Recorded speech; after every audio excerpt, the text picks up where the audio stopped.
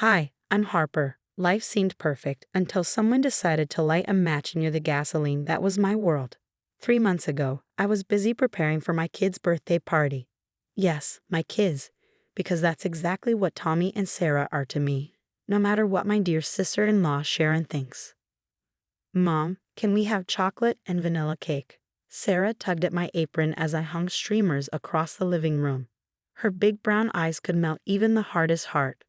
Already ordered, princess, I assured her, brushing a strand of hair from her face. Your brother specifically requested that chocolate volcano cake you two loved last year. Did someone say volcano cake? Tommy's head popped around the corner with impeccable timing. For a 12-year-old, he had a sixth sense for dessert-related conversations. Back to your homework, young man, I said with mock sternness. The party's tomorrow, and I don't want any unfinished assignments hanging over our heads. But Mom. No buts. I promise it'll be worth the wait. Just then, Mark, my husband, walked in and wrapped his arms around me from behind. Need any help, honey? James just called. He's bringing those extra tables we needed. Your brother is a lifesaver, I said, muttering under my breath, unlike some people we know. Mark chuckled, catching my tone. Sharon RSVP'd, didn't she? Oh yes. With her usual passive-aggressive message about how she's so glad to be included in her niece and nephew's special day. I rolled my eyes, recalling her text. Linda, my best friend since college, burst through the front door just then, her arms loaded with party supplies. The party fairy has arrived, she declared dramatically. And guess what? I bring gossip. You'll never guess who I just saw at the mall having a full-on meltdown over a return dress. Please tell me it wasn't Sharon, I groaned. Oh, it was, Linda replied with a grin, complete with demands to speak to the manager. I shouldn't have enjoyed the story as much as I did, but after 5 years of Sharon's snide comments about me playing house with her brother's family, I figured I'd earned a little schadenfreude. The truth was, I met Mark when Tommy and Sarah were 3 and 4. Their biological mother had walked out of their lives without a backward glance. I fell in love with all 3 of them, and 2 years later, we made it official, with both a marriage and an adoption. But Sharon never forgave me for replacing their real mom, as she liked to call it. Never mind that their real mom sent birthday cards 6 months late, if she remembered at all. Earth to Harper, Linda said, waving a hand in front of my face. Where should I put these streamers? Sorry, just thinking about tomorrow, I said, shaking myself out of my thoughts. The kids wanted the game corner over there, and the gift table by the window. It's going to be perfect, Mark said, squeezing my shoulder. The kids are excited. James is handling the entertainment, and Linda's got the decorations covered. And Sharon? Linda raised an eyebrow. Sharon will behave, Mark said firmly, or she'll leave early. These are my kids' birthdays, and I won't let anyone ruin it. If only we'd known what she was planning. But storms often strike when the skies seem clearest. The party was perfect, for a while. Tommy and Sarah were surrounded by friends. The volcano cake erupted right on cue, and even Sharon seemed to be on her best behavior. I should have known it wouldn't last. Present time, Sarah announced, bouncing in her seat. Tommy tried to play it cool, but I saw the excitement in his eyes. They always opened gifts together, taking turns. This one's from Aunt Sharon, Tommy read aloud, reaching for a large envelope. Sharon stepped forward, that dreaded smile spreading across her face. Actually, she said, her voice dripping with false sincerity, I have something special to share first. Children, I think you're old enough to know the truth about your real mother. The room went silent. My heart stopped. She didn't abandon you like I told you, Sharon continued. I've been in touch with her, and she misses you both so much. She even has pictures to prove it. She pulled out a stack of photos, and I watched in horror as Tommy and Sarah's faces shifted from confusion to shock. Sarah's lip trembled. That's enough, Mark's voice boomed, cutting through the silence. Sharon outside. Now. They deserve to know, Sharon shot back. Harper's been playing pretend mom long enough. Linda quickly ushered the other kids into another room, while James stepped between Sharon and my children. But Mom, Tommy's voice cracked, tears pooling in his eyes. You said she left us. She did, sweetheart, I said gently, my own voice shaking. Your aunt isn't. I have proof. Sharon interrupted, waving a stack of papers, letters, and photos triumphantly. She writes to me about them all the time.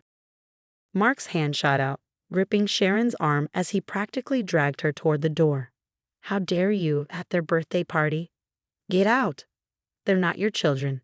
Sharon shrieked, her face red with fury as Mark pushed her outside. They'll never be yours. Sarah burst into tears and bolted upstairs. Tommy sat frozen, staring at the scattered photos on the floor. Pictures I'd never seen before of a woman who had walked out of their lives 8 years ago. Tommy, I reached for him, but he flinched away. Is it true? He asked, his voice trembling. Have you been lying? No, baby, I whispered, fighting back tears. I've never lied to you. Your birth mother did leave, but that doesn't change. I want to be alone. He stood abruptly and followed his sister upstairs, leaving me alone in the wreckage, a room filled with half-opened presents, torn streamers, and the hushed whispers of concerned parents. Linda wrapped her arms around me as James helped Mark deal with Sharon outside. Through the window, I could hear the heated exchange. She's been writing to them this whole time. Mark's voice cracked with disbelief. They deserve to know. Sharon shouted back, You can't keep playing happy family forever. The party dissolved after that. Parents hurried their children out with awkward apologies, leaving me in a house that felt unbearably empty despite the lingering decorations. Upstairs, the muffled sound of my children crying cut through me like a knife. Something inside me hardened. Sharon hadn't just ruined a party, she tried to destroy my family. And for that, there would be consequences. 2 weeks later, I sat at Linda's kitchen table, surrounded by a mountain of evidence. Printouts of Sharon's social media history, email threads, and screenshots cluttered the space. Look at this, Linda said, pointing to a post from 3 years ago. She's been tagging their birth mother in comments since before your adoption was finalized. My hands shook as I sifted through the messages. 8 years of calculated manipulation unraveled before me. James walked in carrying a thick folder. You need to see this, he said grimly. I found Sharon's old laptop while cleaning Mom's attic. He spread out emails showing Sharon's desperate attempts to locate the kid's birth mother. She hired a private investigator 2 months before your wedding, James continued. She's been planning this for years. My phone buzzed. Another message from Sharon in the family group chat. I only told them the truth. Stop keeping them from their mother. Don't respond, Linda warned, but James was already dialing. Sharon enough, he snapped. You want the truth. Here it is. You've been jealous of Harper since day one. Remember when you tried to set Mark up with your coworker at Christmas? That was different. Sharon protested. I was just trying to. To what? Break up a happy family. James interrupted. Those kids were finally healing. I tuned out their argument, my attention drawn to an email thread on the laptop. Sharon had found the kid's birth mother 6 months ago. The response made my blood boil. Please stop contacting me. I signed away my rights for a reason. I don't want to be involved. But Sharon hadn't stopped. She'd kept pushing. The kids were at their first therapy session with Dr. Phillips after Tommy refused to come down for dinner 3 days in a row. Mark called during the session. Harper, his voice was heavy. Tommy talked today. He asked about the adoption papers. Wants to see them. Of course, I said, my throat tight. Is Sarah okay? She asked if she has to call you Mom anymore. Mark said, his voice cracking. And Sharon's outside the therapist's office. She says she has more evidence to share. I grabbed my keys, but James stopped me. I got this. Linda, show her what we found about the restraining order. What restraining order? I asked, startled. Linda pulled up another document, from her ex-husband. Apparently, Sharon's done this before, tried to turn his kids against their stepmom. It's all part of a pattern. Everything clicked into place. This wasn't just about me or my kids. This was Sharon's crusade against any woman who dared to love children that weren't biologically theirs. My phone chimed again. Another message from Sharon. You'll never be their real mother. I'll make sure they know everything. I stared at the growing pile of evidence, feeling a cold smile spread across my face. No, Sharon. They're going to know everything about you. Sunday dinner at Mark's parents' house was tense. Sharon arrived with her usual smug confidence, which faltered when she saw the laptop and projector set up in the living room. What's this? She asked, her voice uncertain. Sit down, Sharon, Mark's father said, his tone leaving no room for argument. We've seen everything, James said, clicking through the presentation. Emails, social media posts, the restraining order, her persistent messages to the kid's birth mother. 8 years of manipulation laid bare. Fats. Those are private. Sharon lunged for the laptop. Like my children's therapy sessions were private before you followed them there? I said, my voice steady and cold. I was protecting them, I said firmly. Mark's mother held up a printed email, the one from Julie, the kid's birth mother. From what? A woman who repeatedly told you to stop contacting her. Sharon's face twisted with defiance. She changed her mind. She wants. No, I don't. A new voice came from the doorway, and the entire room turned. James had done what Sharon never could. He'd actually contacted Julie. She stood there, looking uncomfortable but determined. I chose to leave. I signed away my rights. These children have a mother. Her name is Harper. Sharon went pale. But you said. I never said anything to you, Julie interrupted, her tone sharp. You invented this entire narrative. Julie turned to me, her expression softening. I'm so sorry for all of this. You've given them everything I couldn't. From the staircase, Tommy and Sarah slowly came into view. Their eyes were wide with curiosity and uncertainty. Is it true?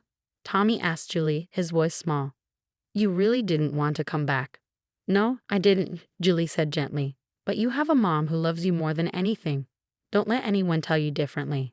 Sarah walked straight to me, wrapping her arms tightly around my waist. We know who our mom is, she whispered. Sharon started to cry. I was trying to help. The children needed.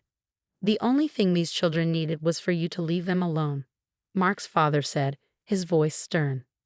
Until you get professional help, you're not welcome at family events. But they're my family too. Sharon wailed. Not anymore, Mark said firmly. Get help, Sharon. Real help. 3 months later, we celebrated the kids' half-birthday, a new tradition born out of the chaos. Tommy hung his latest art project on the fridge, a colorful family portrait, while Sarah worked on her speech for Adoption Awareness Day at school.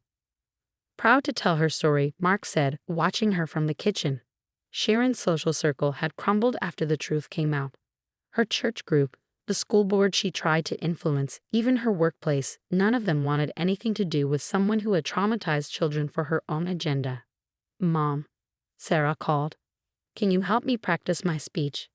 Coming, sweetheart, I replied. She beamed as I entered the room. It's about how family is about love, not blood. Tommy helped me write it. I pulled them both into a hug, feeling the strength of our bond. It was stronger now, tested and tempered by everything we'd endured. Later that evening, Linda and James came over for our weekly dinner with Mark's parents. Julie had sent a thoughtful card, affirming the kids' choice to embrace their adoptive family fully. As for Sharon, last we heard, she'd moved to another state. Sometimes healing means letting go, not just for us, but for her too. But this story isn't about Sharon anymore. It's about a family that chose each other, weathered the storm, and came out stronger.